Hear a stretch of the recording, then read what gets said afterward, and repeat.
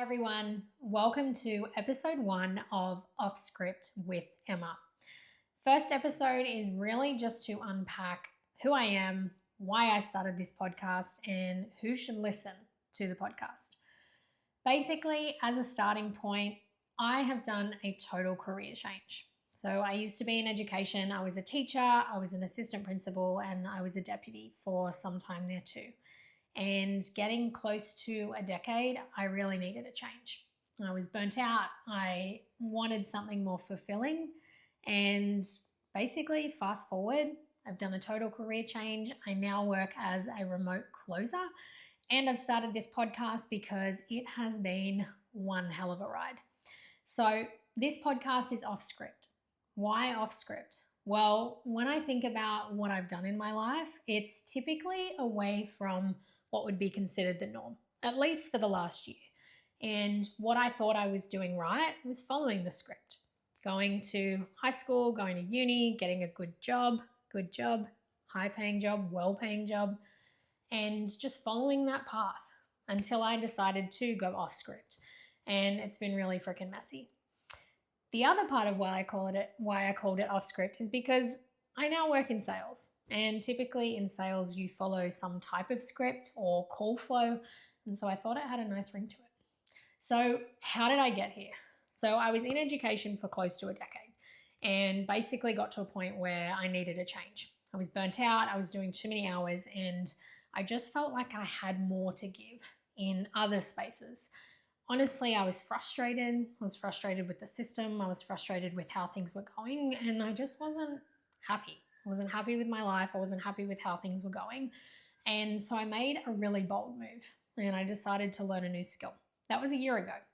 So a year ago, I took a leap of faith. I was still teaching and I started to learn how to become a remote closer. And today I work as a remote closer. I work from home. I jump on Zoom calls. That is my job. And I've also decided to go down the journey of podcasting to share what it's like to be off script, whether it's off script in life, off script in your career, maybe off script in a relationship, whatever that looks like. That's basically what this podcast is about. In this podcast, I would love to be able to do some solo episodes, me just talking, sharing, making you feel seen and heard if you're doing or feeling the same thing. But also I'm going to get people in here who have done something off script themselves. Maybe they've done a career change. Maybe they've done something bold and brave. And it could inspire you or it could make you feel better about whatever you're going through at the moment. So if all of those things are resonating in some way, stay tuned. This podcast is probably for you. So let's sort of rewind a little bit. How did we get to this point? Well, like I said, I felt like I was on the right path. I was following the right script. I finished school and wasn't really too sure what I wanted to do with my life. But I come from a family of teachers. My mum was a high school teacher. My pop was a high school maths teacher. And I didn't really have any passions or hobbies that I wanted to go into. I was working at McDonald's and I didn't want to work at McDonald's for the rest of my life. So I went to uni and I did primary teaching. And I remember at the time thinking, I like kids. I could teach kids. I get great holidays. It's decent money. Why not? So my 4-year uni degree, I put some effort in. But honestly, even in high school, I carried the same sort of traits into uni. I wasn't really motivated. I was very much a last minute person, the night before kind of assignments. And I breezed through uni, finished, and started teaching. Now, what I realized was that I'm much better in person doing the thing as opposed to trying to learn about it in uni. And if you're a teacher or any kind of skill or job that you have where it's practical application, learning in a university tutorial doesn't really hit the same. So I started teaching, I was doing my pracs, and I landed a permanent job straight out of uni. Now, the way that works is you basically have an interview with the department, and if they target you because you do well in your interview, you will get a permanent job. So I was really blessed that I didn't have to go through years of temporary contracts trying to get a role for the next year. I never really understood the stress of having to do that. So if that's you, I'm sorry, I can't relate. But basically, I did really well in my interview and I landed a job in a school where I met my now best friend and some amazing people who I still am really connected with, which I love. But after a few years, my mentor at the time reached out to me and was like, Em, what are you doing? Why aren't you going for leadership roles? And I was like, well, I'm only teaching for a few years, like I'm not ready yet. And looking back now, he saw so much potential in me that I never really had seen yet, or I thought that it needed to evolve over time. So, long story short, I started getting into leadership. I was in an assistant principal role, and then in that role, I started applying for permanent positions because they were only relieving. So, basically, once I had obtained a permanent position as an assistant principal, I moved to a new school. Now, this school, there was pros and cons. I had the most amazing leadership team and staff working alongside me. Amazing. If you work in a school where you've got supportive leadership, you've got great colleagues to work alongside, it makes the hard days a lot easier. The thing about this school is that it was in a low SES area. Now, with that comes a lot of kids from, severely traumatic backgrounds. And so what happens is there's a lot of focus on student well-being and supporting these kids. And so in a roundabout way, it was a really tough gig.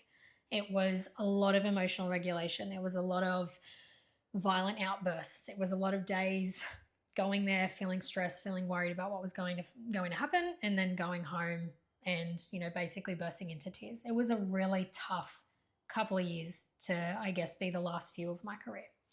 Now, having those experiences in school really made me think and question and wonder, what am I doing in my future? I had always considered and I expected to go into being a principal. I was like, okay, well, I've been teaching, I've gone into an assistant principal role, I've even been a deputy role, like next is principal. Like that is the pathway. And honestly, when I looked back and considered the wage, yeah, it's a pretty good wage. Principals earn anywhere from like 150 to like 200K depending on the school. Okay, so like it's a pretty decent wage. But what I knew about the assistant principal role and the deputy role is that I was doing massive weeks.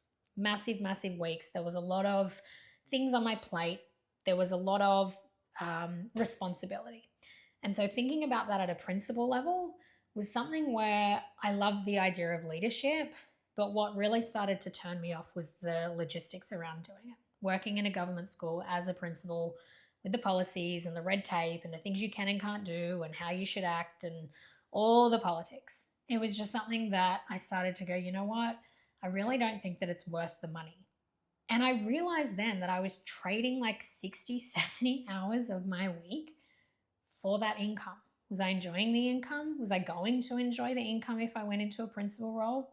Probably not, because even as a teacher, when I first started all the way through to my career, and if you're a teacher yourself, you know your brain doesn't switch off. Yes, we get great holidays, we get it. But the holidays just spent planning, thinking about students, thinking about reports, writing reports, depending on what time of year it is. And honestly, if you really peel back to how much teachers actually have time off to relax and enjoy themselves away from school, they probably get just as many holidays as people with, 4 to 6 weeks a year, whatever that looks like. So anyway, started all of the thought processes of, I don't think I really want to do this anymore. But then I was like, well, what else do I do? I considered, do I go back to uni? Do I get my master's? What am I going to do with my master's? Do I go into professional development? Do I start running professional development? Do I start working in the wellbeing space on behalf of teachers? Like, where do my skills fit? And every scenario that I thought of just didn't really light any kind of fire in my belly. And it felt like it was just going to be more of the same.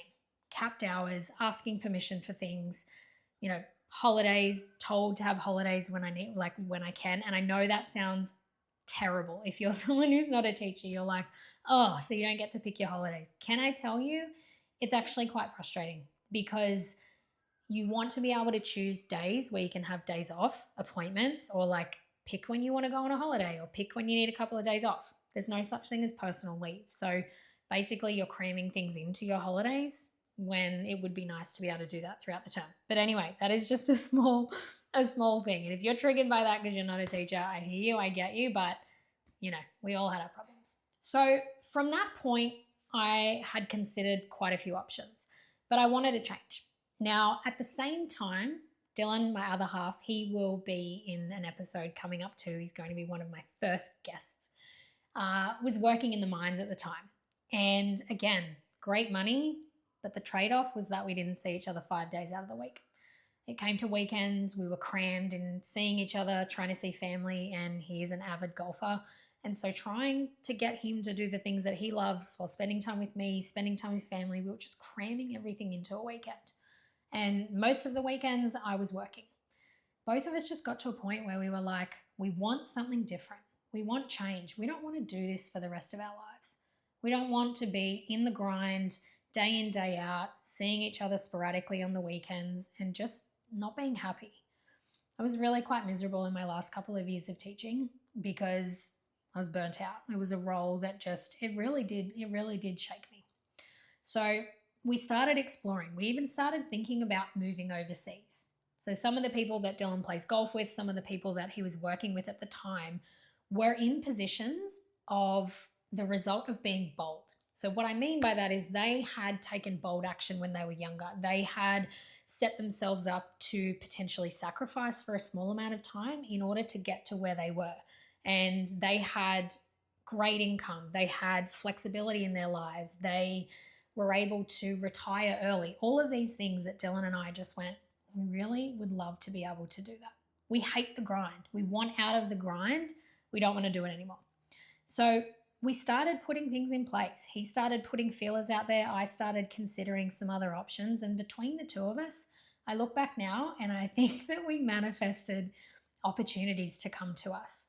And whether you believe in that or not, that's okay. But I really feel like that's what happened. So an opportunity came up for Dylan to basically do fly in, fly out in central Queensland. And it would look like moving to the Sunshine Coast, living in a place that we loved vacationing, and actually seeing each other more often. So it went from not seeing each other 5 days out of the week to now 4. And you might think, oh, 1 day, that's not that much. Though when we were back home, he was leaving on a Sunday and he was getting home late Friday night. Whereas now he leaves early Monday morning and gets home Thursday afternoon. So the trade-off is better. The opportunity for him, the job that he has taken on, again, another massive opportunity that we just couldn't turn down. And that was a big risk that I took because it meant leaving my cushy, permanent position of an assistant principal. I had a job every year. It was a good income and it was something that was safe. And so moving up here was a massive risk for us. But honestly, I was at the point where I just thought if you don't take a risk, I'm just going to stay the same. I'm literally going to be here stuck. I don't want to go back to uni. I'm only going to see Dylan 5 days out of the week. I don't want to be stuck. And the idea of making a big change like this felt really exciting. Now, mind you, there are things that we have had to sacrifice in this move. All of our family live down south. So up here, we don't know anyone. And that is going to be another episode in here as well. Making friends and trying to build connections and community when you are starting from scratch. I have done some bold things in the last year. But fast forward, we moved. We moved and he started working in his new job. And my next step was to find a job myself. And I thought, I was a little bit cocky. I thought I was going to come up here and jump into an assistant principal role or a deputy role. Not easily, but I at least thought that I would make it to interview. And interviews are my bread and butter. On paper, yeah, I sound okay, but interviews were never an issue for me. I've always been someone who enjoys speaking, enjoys connecting with others. I feel like I articulate myself well in interviews and I got a bit of, charisma that comes along with it. So interviews are my jam and hence why I'm doing this podcast too. And I'm happy to film it if you can't tell already. But I didn't get an interview. I did not get a single interview. Now, I applied for probably up to maybe 15 jobs as assistant principal or deputy, 0 interviews. So I was knocked back a couple of pegs until I came across a job that was a teaching position in a beautiful little private school, teaching 4 days a week. Now, at the time, I remember thinking 4 days a week, just in the classroom, no leadership role. Maybe this is an opportunity for me to take a step back and maybe explore some other avenues out there that are different from teaching. Coming into teaching up here was a bit of a safety net to get me started, but I knew that making this bold move and this risk to move here with Dylan meant that I was able to then do the same thing again, take a risk, take a leap of faith, look into something else. So that's when I came across remote sales. Now, when I looked into remote sales, the biggest thing that stood out to me was flexibility. You can choose your hours. I love that. The other thing was that you could work from home. Now, at the time, I was like, working from home, that will be amazing. How great. I can set up an office. I've got the kitchen there. I can cook during the day. Oh my goodness, amazing. That was something that drew me to it. And then also the income side of things as well. Okay, so flexibility, remote work, working from home, and the income. Now, when I tell you that I have all of those three things, though they're not all as exciting as I thought they were going to be. It's another reason that I made this podcast, because working from home, working remotely, doing a career change has been really bloody hard. Yes, I have the flexibility. Yes, I choose my hours. Yes, I can earn great money, but I have been struggling. And that is something that I really want to delve into, because part of going off script is it's not all sunshine and rainbows. And I have been learning some really tough lessons that I want to share, lessons I want to talk about, because I know that people listening to this will resonate. I want you to feel human, and I want you to feel like it's okay, because I have always seen myself as someone who is confident and successful, and that's how I like to be perceived. But it's also something that I've realized that is actually quite limiting, because I like the external validation from others. I like to be seen as someone who's doing well, who's successful, who's confident, all of these kinds of things. And in the steps that I take to get that external validation, it's actually, it has limited me in this space. And there is just so much to unpack there, but it is something that we will get to in later episodes. So I was in teaching. I needed a change. We moved here. I found this job on a year 1 class, 4 days a week. All the planning and everything was done. The teacher before me, bloody amazing. And so I had time. So I learned how to be a remote closer. So I started learning in August of last year, so August 2024. Fast forward to November 2024, I went into a setting role in the industry. And then I went into a closing role in January of this year, so 2025. So I have been closing for, what are we now, July? The last 6 months, okay?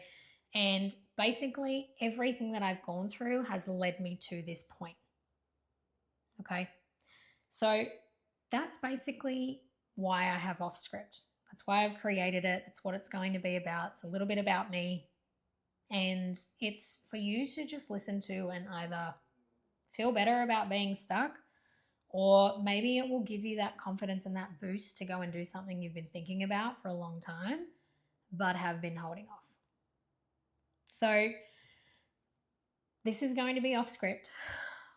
It's raw, it's real, and ideally I'm not going to edit too much stuff out.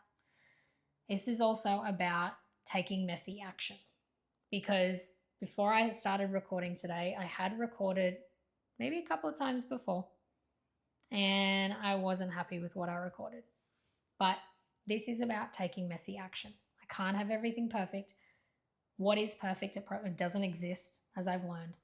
And so this is the Nice and Messy, episode 1.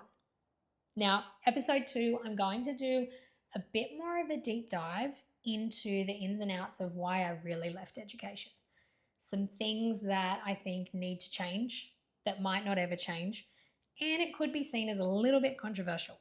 So stay tuned for episode 2 if that's what you're interested in. Thank you for listening. This has been Off Script with Emma. Catch you later.